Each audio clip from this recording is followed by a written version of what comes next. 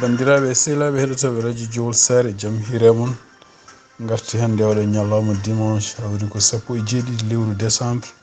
hitande ujunaji 2023 addandon habruji moon e ɗemgal Pulaar toɓɓe men ɓuuri mawnide ɗiɗo habruji ko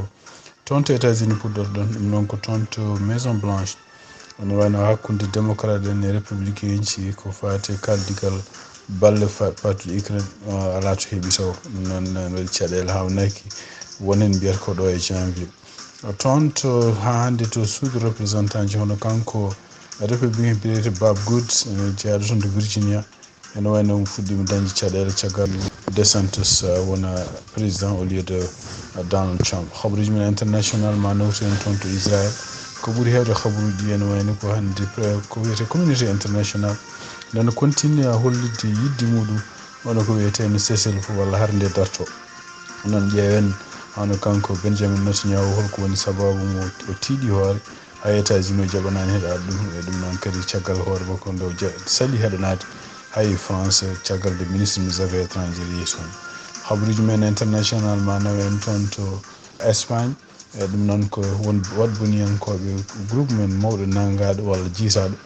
taw kadi ko kamɓe communauté européenne e Mauritanie kadi jeewannoɓe enquête ɓe ma en jaa toon to Sénégal kadi ƴeewen hono yimɓe nangaɓe toon taw koye sukaɓe Afrique naaɓe yinnoɓe taccude maaje paade Europe ɗum woni titruji en ɓurɗi mawnude oɗo journal hawnaki ma en gaddu habruji goɗɗi en gartu desuji e ɗiɗi e titruji so Allah jaaɓi.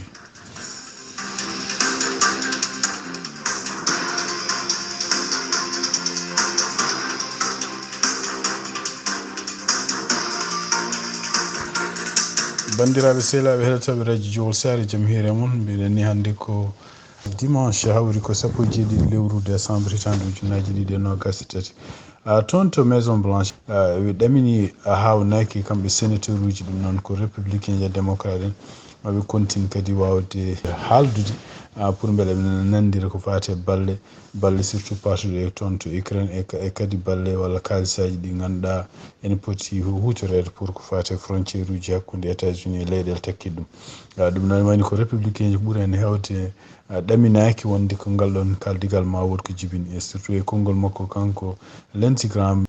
ko e famamuye makko hawnaki ko kaldigal ngal surtout ko fate wallude Israël e wallude Ukraine e surtout yenna tawde kadi ko hunde nde ganduɗa alay saago démocrate en walla kanko administration makko kanko Joe Biden o jaɓa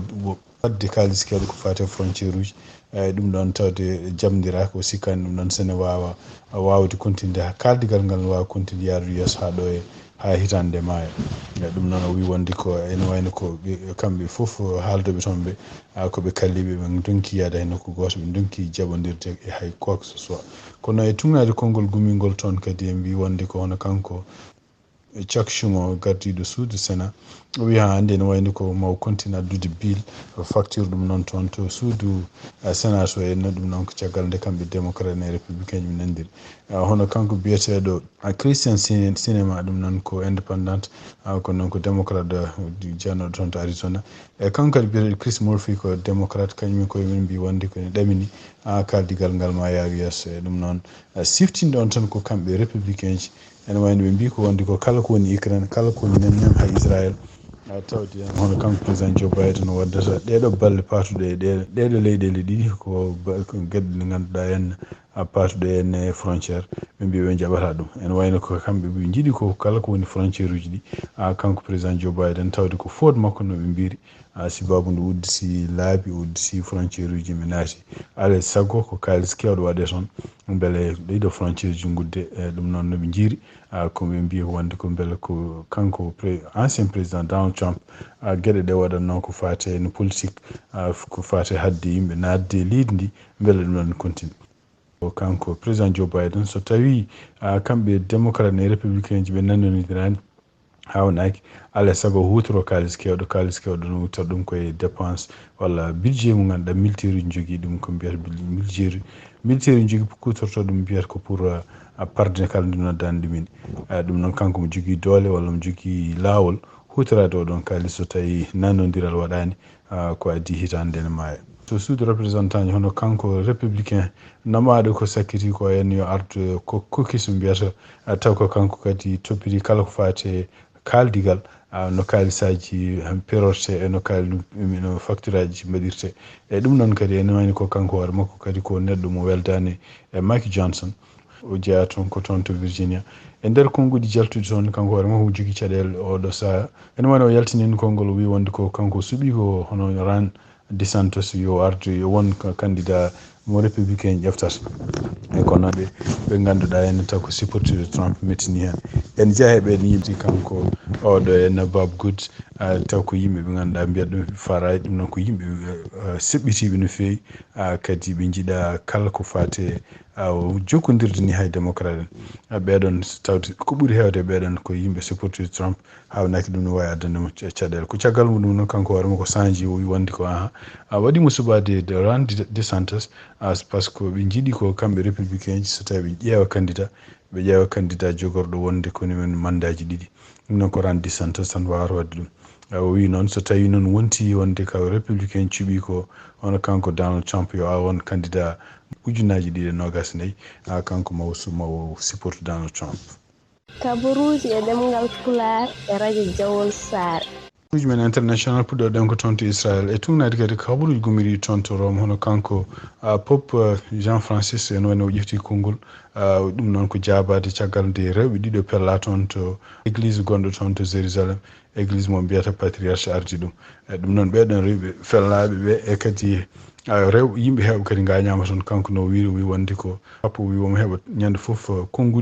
konngudi taw ko walla habaruji mettuɗi ummade toon to Gaza omo heɓa wonde mo nana wonde ko yimɓe ɓe ngala ɓe jogaki pételaji ene mbare walla bomboji ne mbara ɗumen walla ene pelle eyi ɗum noon kadi ene wayni ko ɗum kadi waɗi ha hanki hono rewɓe ɗiɗo mbarama toon ɗum noon koye galle diine mabɓe donc ene wayni ko oɗon galle mo ganduɗa terroriste ala toon woni toon tan ko galleji famille aji goni toon e sukaɓe e yimɓe ɓe ganduɗa henne ɓe cellani e handicapé ji en walla ko yimɓe taw ko sœur uji ɗum noon ko yimɓe ɓe ganduɗa henne taw ko rewɓe liggotoɓe oɗon église o wawi wonde fof ene wayni ko wi wonde ɗum ɗo ko hunde nde wonani ene wayni ko wi wonde ko ɗum hay guerre yaade ɗum ha to nder église ɗum ko hunde fotani wonde o wi ko wawi wonde foof yo yimɓe continue julde ñagade jomiraɗo pour ko fate jaam yo artu nde tungnade kadi habaruji gummiriɗi toon to oɗo église surtout to patriarche ɓe mbi wonde ko ene wayni ko kamɓe armée Israël ɓe toɓɓi ɓeeɗo rewɓe taw ko rewɓe liggotonoɓe toon e galle mo mbiyata ko galle mère Teresa ene wayni oɗon galle walla ndeɗon huuɓere en waɗi kañum woni 54 neɗɗo taw ko yimɓe ɓe ngan mbawana koye mumen ɗum mbiyata handicapé ji e kadi ko ɗum ɗo fof ko gueɗe ɗe ganduɗa jeeyaɗe e église oɗon gonɗo toon to Jérusalem mbi wonde ko kamɓe Israël naɓe kadi ene wayno ɓe bonni kala ko wiyete générateur gonno toon ko walla no église o ko fate courant ɓe bonni kadi ɓe pelli kadi hono panneau ji solaire gonno toon pelli kadi hay citerne uji gonno toon tan mbaɗi ndiyam ɗum ɗo fof ko gueɗe ɗe ganduɗa battoon hono kanko Pope Francis noon ene wayno o weltaki hen o haali o wi wonde ɗum ɗo ko hunde nde fotani wonde hande toon to Israël ene wayno ko kamɓe Israël naaɓe surtout kanko Benjamin Netanyahu eɓene continue oɗo saaha joni salade jabade ko aduna haalata ko e surtout ene ko caggal nde kanko ministre des affaires étrangères mo France biyeteɗo Catherine Colonna nde o yetti toon hannde toon to Tel Aviv o wawi kadi yillade nokkuji ɗi ganduɗa hen haare ɗe en woni toon o wi wonde ko ɓuuri yaccade alay saago ko haare nde dartine kanko kadi kanko français o jeeya kadi koye yimɓe heewɓe nodduɓe wonde koye Cécile Foy wat caggal muɗum kadi ene wayni ko hono ministre des affaires étrangères kadi mo Grande Bretagne biyeteɗo Cameron kañum hoore mum arini toon kañum hoore mum wi ko alay saago ko wiyete ne haare nde dartine e ɗum noon ko sibabunde situation gonɗo oɗo saaha joni to Gaza e surtout kadi yimɓe heewɓe taw ko civil en nene continue ne maaya e ɗum noon ko ɗum woni kadi yanti en kadi hono yimɓe tato taw ko Israël naaɓe dahanoɓe taw ko yimɓe Hamas dano ɗumen ɗo fof kadi addani kanko kamɓe Israël oɗo caɗele e ɗeɗon caɗele noon walla ɗiɗon gulale surtout en ñagade yo Cécile Foy wat États-Unis ne wayno kañum hoore mum nene fuɗɗo yantude hen siftinde on tan ko to semaine hono kamɓe États-Unis ɓe mbawi salade cecil fo namde noon ene wayno kamɓe états-unis ɓe kollini veto maɓɓe toon to conseil de sécurité des nations unis tugnade habaruji gummiriɗe toon to washington ono kanko ministre de la défense mo états-unis Lloyd Austin omo ɗaminama o yaha israël ɗum noon kadi o jogui ko message fatude laamu israël walla yimɓe militaire israël wonde ko alay saago ɓe change ɓe mbayla holno ɓe mbaɗirta haade mabɓe oɗo saha joni surtout en tawde civil en mbaɗa tawde kadi ko ɓuuri hewde yimɓe supporteur uji mabɓe kamɓe israël naaɓe taw ko yimɓe occidentaux uji puɗɗima noddude continue nan nodde yo cessez-le feu waɗ kono noon andaka est ce que kanko Benjamin Netanyahu omo jaɓani jogori jabde ni heɗɗanade hay kanko ministre de la défense mo états-unis ko wawi wonde foof ene wayno ko haarane ne continue oɗo saha joni toon to Palestine kamɓe israël eɓe ne continue kadi werlade bomboji mabɓe e nokkuji ɗi ganduɗa hen ene wiiya ko civil en goni hen e tugnade kadi habaruji gummiri toon yaltinnoma toon to jenin ɗum noon ko goto e jumaji kamɓe israël ɓe nanno toon haade mabɓe naade ɓe bombino juma o kono yinoma kadi ene wayno ko soldateɓe israël naati nder to juma to enen jogui ko micro ji julɓe kutor toon enen jima hen ene mbaɗa gueɗe ɗe ganduɗa potani wonde kono e tugnade habaruji gummiriɗi toon to Tel Aviv hono ministre de défense et surtout yen kanko gouvernement makko kanko Benjamin Netanyahu konngol mabɓe mbi wonde ko ɓeɗon soldateɓe d' abord ɗon guittama caggal muɗum kañum koye men ma naggui kadi ma ñawore faye mumen par ce que ko mbaɗi ko gueɗe lundiɗe ko mbiyata code de conduite kamɓe IDF ɗum noon ko Israel Defense Forces ko wawi wonde fof ene wayno ɗum ɗo ko hunde nde ganduɗa Al Jazeera reportine ɗum kono ene wayno ko guila e états-unis ha israël ko gonɗinani ɗum atan kono ene wayno vidéo ji ɗin ene continue circulde oɗo saha joni ɗum ɗo fof ko gueɗe ɗe ganduɗa ko caɗele états-unis kadi no wiiri wonde ko hawnaki kamɓe militaire israël ɓe jogaki comportement professionnel pour no mbaɗirta guerre mabɓe toon to Gaza haade toon to Espagne tugnadi kadi habaruji gommiriɗe toon to rédaction crédit ɓe mbi wonde ko groupe goto yitama groupe o kadi taw ko